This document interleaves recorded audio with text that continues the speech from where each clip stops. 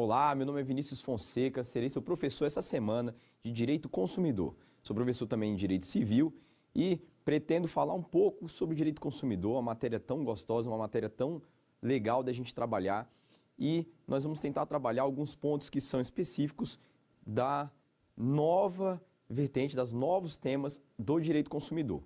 Portanto, nas aulas, o que eu vou fazer? Eu vou tentar fazer com que vocês peguem uma parte inicial, uma parte introdutória. Depois que nós tivermos essa parte introdutória, nós vamos seguir para os novos temas do direito consumidor.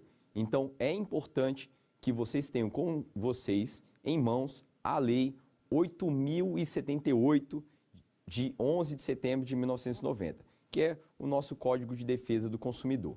Isso é importante para que você tenha a possibilidade de seguir naturalmente a nossa aula, tá bem?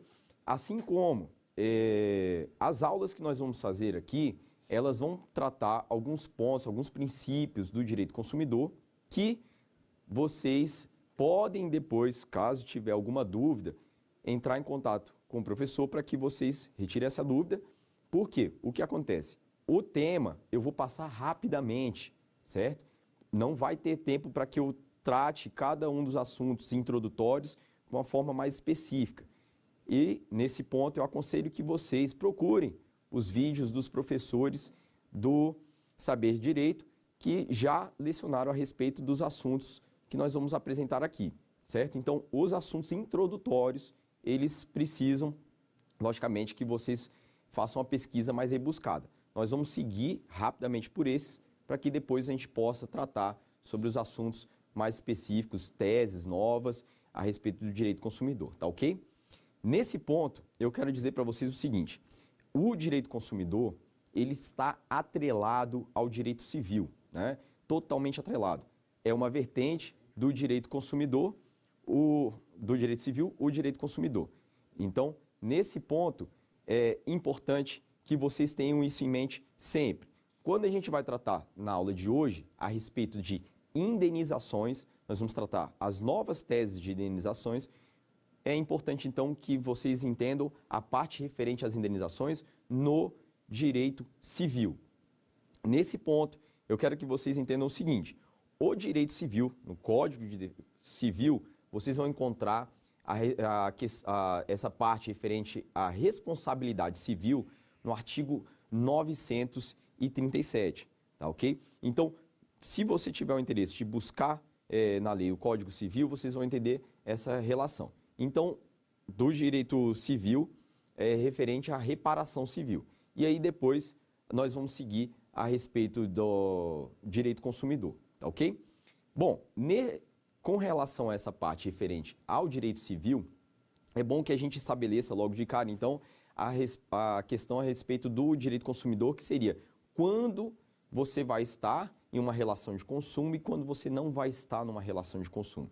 Então, inicialmente, esse é o ponto mais importante. Com relação à relação de consumo, logo de cara você vai ter, como eu falei, na Lei 8.078, no artigo 1º, você vai verificar os pontos em que o Código de Defesa do Consumidor é tratado na Constituição, né, os artigos, ele faz as menções, e já no artigo 2º, ele demonstra a definição de consumidor, certo? Então, na definição de consumidor, ele já vai tratar a respeito do consumidor e já vai estabelecer algumas linhas para que a gente entenda quando existe ou não uma relação de consumo, certo? Uma relação de consumo, é importante que você, primeiramente, entenda quem é o consumidor. A relação de consumo, você vai ter o consumidor, o fornecedor e, entre eles, um produto ou um serviço, correto? Nesse ponto, o que tem que ficar claro é o seguinte: você tem dentro do direito consumidor, nesse artigo 2º, a definição de consumidor, nós temos 3 teorias: a teoria maximalista, a teoria finalista e a finalista aprofundada, certo? A teoria maximalista vai dizer que, sendo destinatário final, ele será já consumidor. A teoria finalista seria já o fato de a pessoa ter utilizado o produto, certo? E essa é uma teoria que vem da professora Cláudia Lima Marx, certo? Então, é importante essa teoria.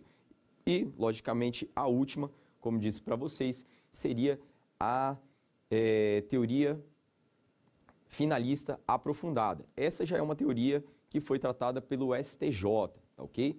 Então, eles, no debate a respeito da teoria finalista, eles chegaram ao entendimento de que seria o mais correto uma finalista aprofundada. Vou explicar rapidamente entre essas duas, até para que fique mais claro. A teoria finalista seria o destinatário final que de fato utilizou o produto, certo? E aí, nesse ponto, o que acontecia? Você tinha, por exemplo, uma grande empresa, vamos colocar uma empresa, de exemplo, uma empresa de refrigerantes. Ela compra tampinhas, ou então o rótulo que envolve a garrafa. Ela é destinatário final? Ela não é destinatário final? Como que você faria essa análise? Dentro dessa análise da teoria finalista, ela seria sim o consumidor, porque ela foi destinatário final. Só que o que ficou tratado na teoria finalista aprofundada, que aí sim é utilizada pelo ordenamento jurídico pátrio, é o melhor entendimento, a respeito da vulnerabilidade. Então, o ponto importante seria a vulnerabilidade. Existe vulnerabilidade de uma empresa, uma grande empresa que faz fabricação de refrigerante? Não, não há. Então, se você fizer uma análise específica a respeito da teoria finalista aprofundada, você vai perceber. Então, se você colocar a vulnerabilidade, isso vai ficar mais claro. E aí, nesse ponto, é importante a gente tratar a questão da vulnerabilidade, que é diferente de hipossuficiência. Tá? A hipossuficiência é o fato da pessoa não ter condições de fazer um pagamento. A vulnerabilidade não está relacionada à questão financeira. Pode estar? Pode, mas não tão somente. Nós temos livros que tratam até 17 tipos de vulnerabilidade, correto? Nesse ponto, nós tratamos, acho que os mais importantes são 3, é a vulnerabilidade técnica, jurídica e econômica, correto? Então, num exemplo que a gente pode estabelecer a respeito desse tema, é o seguinte: nós temos a possibilidade de falar a respeito de um mecânico, por exemplo, que vai a uma concessionária comprar um carro, que seja um carro que seminovo ou novo, independente. O seminovo vai se encaixar melhor no exemplo. Se esse mecânico vai até essa concessionária para comprar o carro, ele faz uma análise do veículo, gosta do veículo, gosta de como ele se apresenta, compra o veículo, sai da concessionária. No momento em que ele sai e tem um problema com o motor do carro, ele poderia dizer que ele tem vulnerabilidade técnica. Aí fica a pergunta, poderia ou não? Nesse caso, ele não poderia. Por quê? Porque, de fato, ele tem conhecimento técnico para dizer que o motor, ou qualquer ponto que referente ao carro, referente a questões de motorização, estão incorretas ou não estão de acordo com a melhor utilização do veículo, né? Que poderia vir a dar algum problema. Nesse sentido, o que entende a doutrina é que, independente se ele não tem uma das vulnerabilidades, ele pode alegar outras vulnerabilidades. Então, o fato dele não ter a vulnerabilidade técnica não quer dizer que ele não tenha vulnerabilidade em outros pontos. Então, para que fique claro, em resumo daquilo que eu estou dizendo, a vulnerabilidade técnica foi dele ter conhecimento de motorização que ele poderia analisar melhor aquele carro. Mas, e a vulnerabilidade jurídica? Ele tem sobre a concessionária? Sim, ele tem. E a vulnerabilidade econômica? Ele é tão rico quanto uma concessionária, uma grande marca internacional de venda de veículos? Lógico que sim. Então, se você analisar outros tipos de vulnerabilidade e você conseguir encaixar esse consumidor em algum tipo de vulnerabilidade, aí você vai ter, logicamente, ele enquadrado na teoria finalista aprofundada, tá ok? Que é, como eu falei, a questão da vulnerabilidade. Bom, então, nesse ponto, você já consegue encontrar quais são os consumidores, né? Quais são os pontos em que você pode alegar que é um consumidor. É lógico que esses são pontos um pouco mais aprofundados, mas que e também que eu não vou poder tratá-los tão a fundo, porque, de fato, como eu disse, o interesse é tratar um pouco mais à frente a respeito das indenizações. Então, já estamos estabelecendo aqui uma base para aquilo que nós vamos tratar dentro dessa aula. Nesse sentido, a gente percebe que nós temos também, na relação de consumo, o fornecedor. No caso do fornecedor, o que tem que ficar claro é que, se há habitualidade, você já vai conseguir colocá-lo como fornecedor. Ou seja, não interessa se esse fornecedor tem nota fiscal, apresentou nota fiscal, tem CNPJ, se ele está de acordo com as questões tributárias, se ele está de acordo com as questões trabalhistas, se ele está de acordo com qualquer tipo de lei referente à questão empresarial, comercial. Se você for num supermercado, se você for comprar um produto no meio da rua, que seja, você já sim pode se enquadrar no direito consumidor, você colocando ele como fornecedor. Então, se você comprou um cachorro-quente numa barraquinha, você é sim consumidor e ele sim é fornecedor. Qual é o ponto importante? É a habitualidade, certo? Então, a habitualidade que vai ficar mais claro. Então, um exemplo, vamos colocar que eu vá vender o meu carro. Se eu for vender meu carro, faço um anúncio, eu tenho habitualidade na venda dos carros? Não, não tenho. Então, eu tenho vários carros que eu fico comprando e vendendo? Não. Você tem um número X que faz com que você se torne habitual ou não? Também não. Então, vai depender de cada caso. Então, pode ser que eu vendi um carro hoje, eu comece a vender, no outro mês venda outro, eu vendo mais um.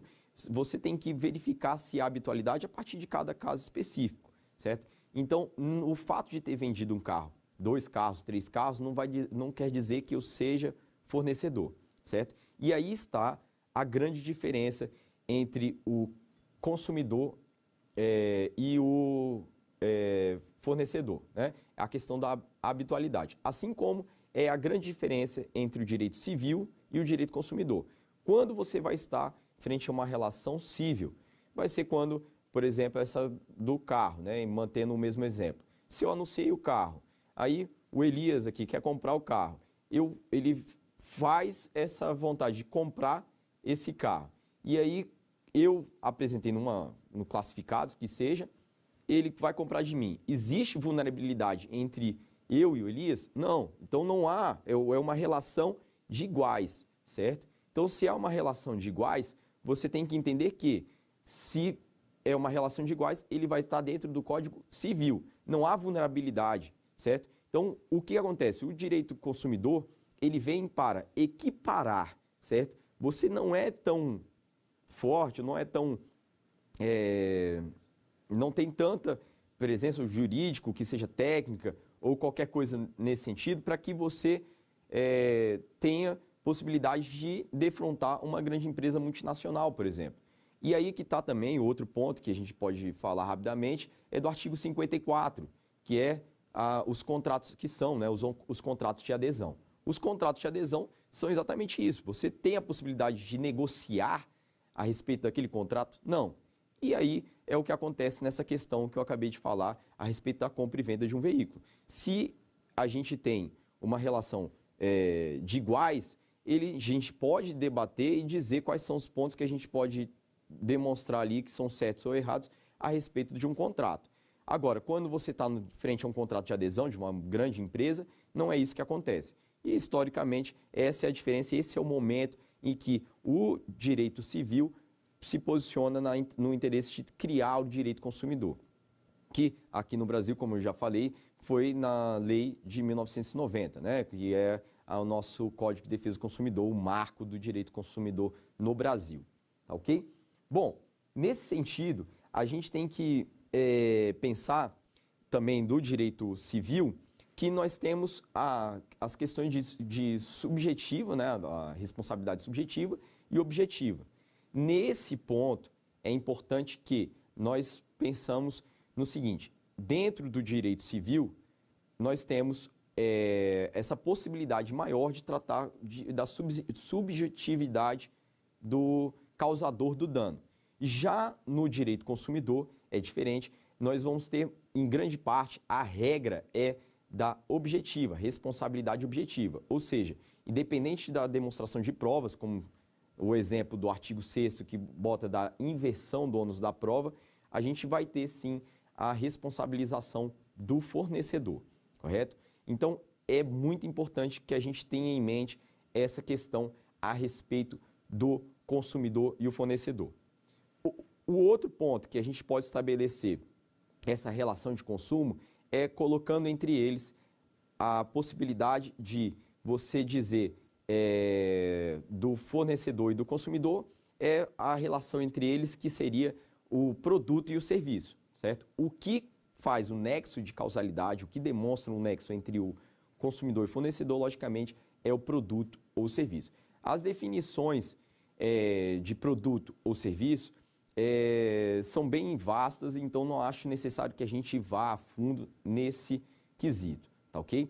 Sendo assim, nós vamos passar por um ponto mais adiante. A partir do momento que nós temos o consumidor e o fornecedor estabelecidos, a gente pode passar para um tema mais à frente, que seria, por exemplo, a questão do referente aos consumidores por equiparação. Os consumidores por equiparação, eles vão estar previstos no artigo 2º, parágrafo único, no artigo 17 e no artigo 29 do Código de Defesa do Consumidor, correto? E o que acontece é o seguinte, são os consumidores indeterminados ou vítimas, né, que é o caso do parágrafo 2º, parágrafo único do artigo 2º e do artigo 29, que são os indeterminados, e no artigo 17 ele vai estar os vítimas do acidente de consumo. E aí, como que a gente pode explicar essa questão rapidamente também? A respeito dos indeterminados, a gente pode colocar o exemplo de uma propaganda, que estão também tem previsão no Código de Defesa do Consumidor, uma publicidade enganosa ou abusiva, né? Está lá no artigo 37, em que você pegar uma propaganda que seja vinculada num horário comercial de grande visualização na televisão brasileira, no horário que seja um horário nobre, você tem a possibilidade de saber quantas pessoas aquela propaganda enganosa atingiu? Não. Lógico que você vai ter aí um caso de um número indeterminado de consumidores. E, nesse caso, vamos supor que o Ministério Público entre com uma ação contrária a essa atitude dessa empresa que fez essa propaganda abusiva ou enganosa. Ele vai entrar com um processo, uma ação civil pública, e nessa ação civil pública ele tem condições de perceber quantos são os consumidores atingidos? Não. Assim como há necessidade, então, do Ministério Público ir atrás de todos os consumidores e verificar qual é o CPF de cada um, qual é o endereço de cada um dos consumidores que foram atingidos, é lógico que não. Aquilo dali é um número indeterminado. Então, isso vai impedir que o Ministério Público entre com uma ação civil pública de forma alguma, tá ok? Então, esses são os consumidores indeterminados. E aí, no artigo 17, como eu falei, a gente tem os vítimas do acidente de consumo. A vítima do acidente de consumo é mais fácil até de ser visualizada. Se eu, por exemplo, comprei um celular e aqui com o meu celular no bolso eu estou utilizando o celular de forma tranquila e chego num certo momento, estou aqui parado, próximo ao Orlando e o meu celular vem a explodir de alguma possibilidade, não sei, por causa de algum problema no aparelho, ele explode. E aí o que acontece? No que ele explodiu, lógico, que eu vou ser vítima desse acidente, mas pode ser que voe um estilhaço da tela, algum pedaço do celular e pegue, corte, enfim, aconteça algum problema com ele. Nesse sentido, o que vai acontecer? Ele vai ser consumidor, mesmo ele tendo sido titular dessa relação de consumo? Sim, ele pode sim ser enquadrado, digamos assim, como consumidor, porque ele foi vítima dessa relação de consumo. Então, eu que fui o comprador, mas pode ser que ele seja atingido, então, sendo ele atingido, a gente vai ter essa possibilidade da vítima ser ressarcida devido a algum problema que foi ocasionado por esse celular, correto? Então, esse é um ponto bastante importante referente às relações de consumo, tá? Então, que sejam esses, preciso que você fique atento a eles para que a gente possa seguir tratando a respeito da indenização. Então, seguindo no nosso foco da indenização, um outro ponto que eu acho importante nós revisarmos rapidamente é o seguinte: nós temos também, dentro do Código de Defesa do Consumidor, vários momentos em que nós podemos tratar da responsabilização do fornecedor. Eu já acabei de dizer aqui um dos exemplos, nós temos a ação civil pública, né, que eu coloquei essa propaganda. Nesse ponto, nós vamos para o primeiro exercício, dar um ponto rápido para apresentar nosso primeiro exercício aqui na aula de hoje.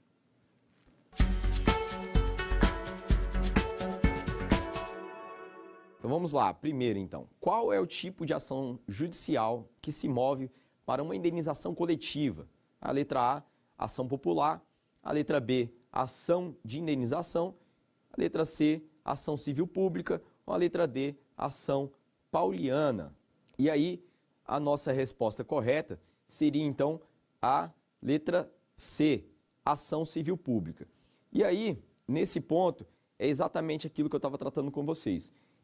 A melhor ação para você tratar uma possível indenização, nesse caso, por exemplo, pode ser o Ministério Público, pode ser arguida pela OAB, ou pode ser pela Defensoria, pelo PROCON, você tem essa possibilidade da ação civil pública, tá ok?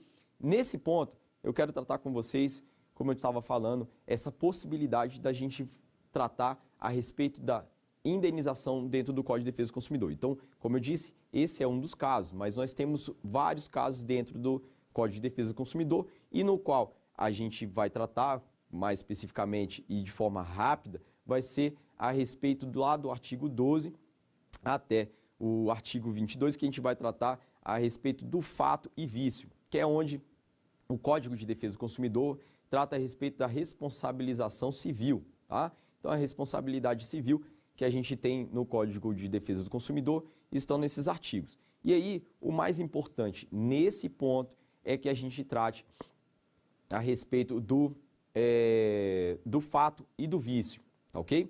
O fato e o vício, a gente tem uma diferenciação muito forte, interessante e importante para que a gente entenda e para que a gente siga dentro do Código de Defesa do Consumidor a respeito dessa questão da indenização. Bom, qual a diferença entre fato e vício? A diferença entre fato e vício, para que fique claro, eu sempre gosto de colocar em exemplos. E o melhor exemplo, eu imagino que seja o seguinte: vamos dizer que a gente compre aí uma caixa de bombons, certo? Comprei uma caixa de bombons, no momento que eu abri essa caixa, a gente verifica que eram para vir 10 bombons e vieram 5. Se vieram 5, qual é a questão? Vai ser uma questão de quantidade, certo? E se eu pegar essa caixa de bombons da mesma forma, comprei, fui até um supermercado, comprei essa caixa de bombons, no momento que eu abri, eu verifiquei que eles estavam derretidos. Qual vai ser o problema? Vai ser um problema de qualidade, certo? Nesses dois pontos, o que você vai ter vão ser vício, tá? Quando a gente tem problemas de quantidade ou qualidade, eles tratam a respeito de vício, tá? Vício seria no artigo 18, que você tem até a mesma possibilidade depois de solicitar uma troca, devolução do dinheiro e tudo mais. Nesses pontos, você tem no artigo 18, como eu falei, a possibilidade do fato e o vício. E nesse caso é vício, vício de quantidade ou qualidade, tá ok? Então, o que vai acontecer nesses casos? É quando a responsabilidade também do consumidor é solidária, tá ok? O que vai acontecer? Eu comprei no supermercado, o que eu vou fazer? Eu vou até o supermercado e falo assim, olha, veio derretido. É nesse momento que eles vão e me trocam, dão outra caixinha de bombons de forma bem fácil e rápida ali, a gente resolve essa situação. Então, vieram faltando aqui alguns, então, nesse caso, ele me entrega outra caixa que estejam com todos os bombons de forma correta. Então, quando a gente tem essas questões de quantidade e qualidade, nós vamos estar tratando de vício, tá ok? E é o mesmo caso, então, que tem muita dúvida a respeito de roupas, né? Que você comprar uma roupa e você tem o interesse de trocar. Esse é o caso em que até as pessoas têm muita dúvida a respeito do direito do consumidor, que é o seguinte: no momento que você comprou uma roupa e aí você tem defeito naquela roupa? Por exemplo, comprei uma calça jeans. Essa calça jeans veio com problema na costura? Não. Então, ela tem um defeito de qualidade? Não. Tem defeito de quantidade? Não. Então, se não tem defeito, não tem por que eu solicitar a troca. É diferente do artigo 49, que a gente fala, por exemplo, daquele prazo de arrependimento de 7 dias. Nós estamos falando do artigo 18, tá? É aí que mora a grande parte das dúvidas, né, dos consumidores nas ruas. Que acontece exatamente isso. Você tem defeito? Não tem. Tem defeito de quantidade ou qualidade? Não. Se não tem, você tem possibilidade de trocar? Não. A não ser que seja uma deliberalidade do comerciante, do fornecedor. Ele pode sim dizer para você que vai trocar esse produto, que a loja oferece assim, tá ok? Agora, é diferente de você pegar e ir até uma loja, você não tem defeito, não tem qualquer problema no produto e quer trocar. O fornecedor, no caso o comerciante, ele pode se desobrigar ou dizer que não vai fazer essa troca? Pode sim, tá ok? Se tiver defeito, ainda assim posso trocar? Também não. Cabe ao comerciante o prazo de 30 dias. Então, se eu tivesse problema na costura da calça, por exemplo, ele vai poder fazer esse ajuste e depois devolver a calça. A não ser que esse ajuste não seja possível ou que fique claro que foi feito um ajuste. Aí eu posso sim optar pela troca do produto. Mas, num primeiro momento, cabe ao comerciante esse prazo de 30 dias. Isso é uma dúvida que é recorrente entre os comerciantes e os consumidores, tá ok?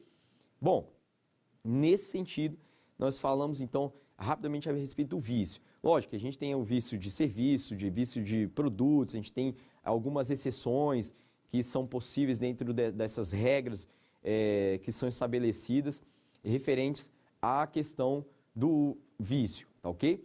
É importante que a gente fique bem atento a essas questões para a gente não confundir com o fato, tá? Então, primeiro, eu sempre gosto de tratar sobre o vício. Apesar de, dentro do Código de Defesa do Consumidor, você vai encontrar o fato primeiro, tá ok? O vício vem depois. Mas é mais fácil a gente tratar a respeito do vício primeiro, até para que você não se perca aí dentro das suas anotações e como eu pedi no começo da aula, para que você acompanhe a nossa aula com o Código de Defesa do Consumidor em mãos, tá? Bom, nesse sentido, acho importante que a gente vá para mais uma questão aqui, a nossa segunda questão. Vamos para a tela.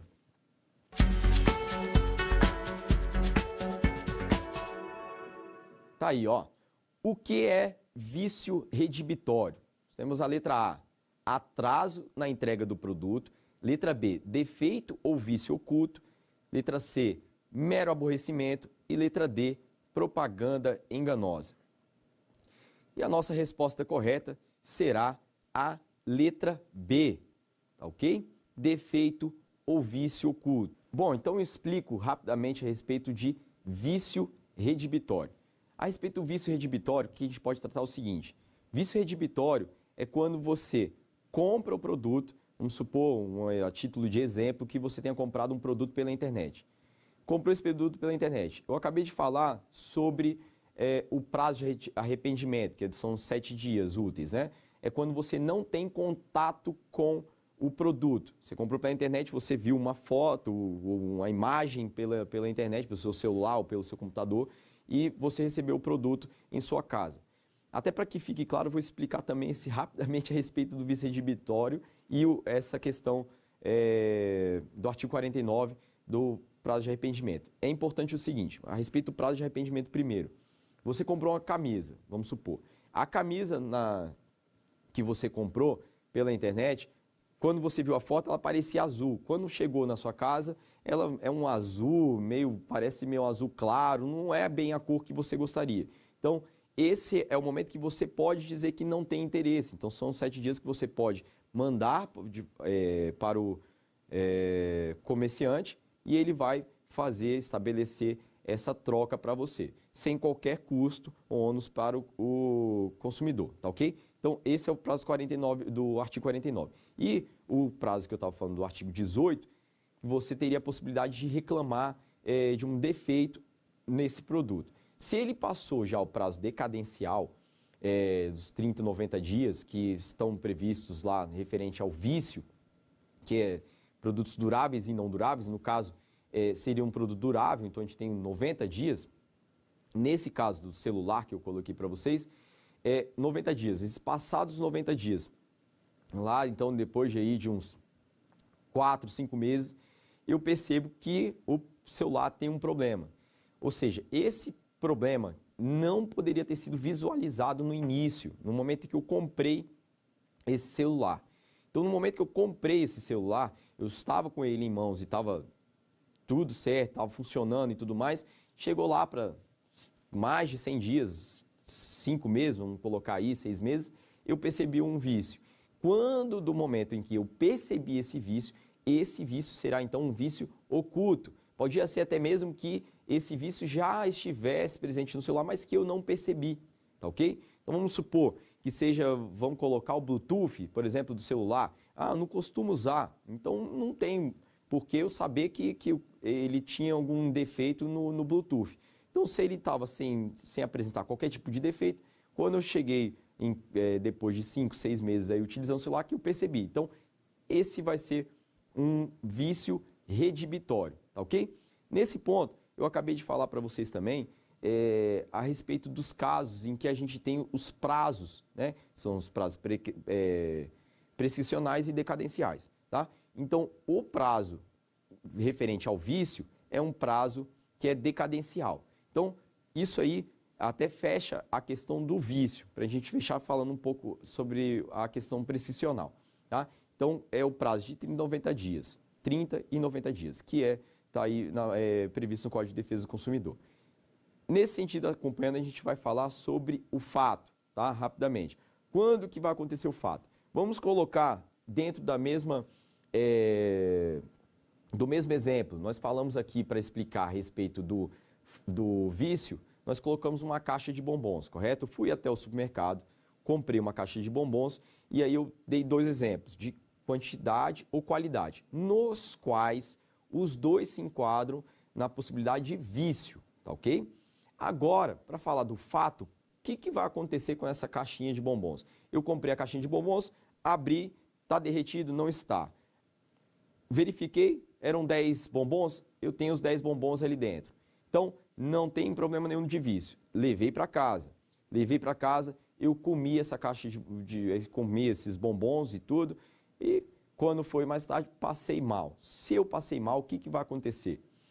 Esse vai ser um caso de fato, tá? É diferente do vício, não é quantidade, não é qualidade. Ele vai ser o quê? Vai ser extrínseco ao produto. Essa relação intrínseco e extrínseco fica bem clara, vai ficar mais fácil de você entender. Intrínseco é quando está intrínseco ao produto, ou seja, quantidade ou qualidade. Extrínseco vai ser extrapola o produto, ou seja, quando eu comprei, eu verifiquei essa caixa de bombons, parecia tudo correto, tudo certo. Agora, ele, a partir do momento que eu comi, me fez mal. Se ele extrapolou o produto, me fez mal à minha saúde, fez mal de alguma maneira, me causou algum dano, se isso ocorreu, isso vai ser uma possibilidade de defeito extrínseco. Então, extrapolou o produto. Se ele extrapolou o produto, nós vamos estar falando a respeito de fato, tá ok? Então, essa diferenciação entre o fato e o vício é muito importante dentro do Código de Defesa do Consumidor, para que você entenda a respeito da responsabilidade civil dentro do Código de Defesa do Consumidor, tá ok? E, como eu falei, no direito civil, você vai encontrar a responsabilidade civil lá no artigo 937. Então, é importante que a gente tenha essa diferenciação bem clara, estabelecida também entre o direito civil e o direito consumidor, quando eu tratei com vocês a respeito de quando nós temos uma relação de consumo ou não, tá ok? Então, seguindo então nessa vertente referente à indenização, nós tratamos a relação de consumo, a diferenciação entre o direito civil e o direito consumidor. Falamos aqui a parte mais importante referente à responsabilidade do fornecedor, comerciante, fabricante, enfim. Dentro do artigo 3º, você encontra todas as possibilidades em que você pode enquadrar como fornecedor. A definição de fornecedor pode enquadrar em importador, comerciante. Você tem uma série de possibilidades que você encontra lá no artigo 3º, tá ok? E, para dar sequência, como eu falei, o ponto mais importante, que é um ponto chave aqui na nossa aula. Nós falamos rapidamente a respeito desses assuntos, que são assuntos de extrema importância do direito consumidor, e até digo, a parte referente ao fato e vício costuma cair nas provas da OAB. Nos últimos anos não tem acontecido de cair fato e vício na prova, de fato, todos os professores de consumidor costumam dizer sempre, é uma aposta, a minha pelo menos, digo por mim, eu sempre aposto nessa parte de fato e vício, errei nas últimas, mas acredito ainda que ele deve voltar a ser perguntado, tá ok? Nas últimas provas não aconteceu, mas de fato um dos pontos mais importantes do Código de Defesa do Consumidor, essa parte referente à responsabilidade, que gera uma série de dúvidas, tem muitas exceções, tem muitas regrinhas a respeito do serviço e o produto também, as diferenciações, e ainda tem essa parte referente à prescrição em decadência e o vício redibitório. Do desvio de produtividade. E o que vem a ser desvio de produtividade nesse sentido? Independente de você perder um tempo de trabalho, independente de você perder um tempo de diversão, ou seja, independente se é trabalho ou diversão, você está sim perdendo seu tempo. Então, se é um tempo que para você poderia ser precioso, mesmo que fosse para você ficar em casa, à toa, olhando para o teto, você prefere estar olhando para o teto ou você prefere estar em contato com um call center por 1, 2, 3, 4 horas, certo? Então, vale você pegar, depois desse tempo todo perdido, você chamar esse tempo todo que você perdeu de mero de sabor, vale você pegar e dizer que o fornecedor não será responsabilizado por esse tempo que você perdeu. Nesse sentido, é que você tem que ter uma visão mais criteriosa a respeito desses casos referentes ao desvio de produtividade do consumidor. Nesse sentido, vamos à nossa terceira e última pergunta.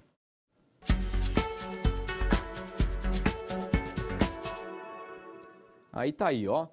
O que é o desvio de produtividade do consumidor? Bom, agora que o professor já explicou rapidamente para você, vai ficar bem claro. Letra A. O produto não é mais produzido para o consumidor. Letra B. O produto ou serviço não atendeu aos padrões desejados. A letra C. Abatimento do valor do preço do produto ou serviço. E a letra D. Indenização por demora exagerada. Aí tá aí a melhor resposta, então vai ser a letra D, tá?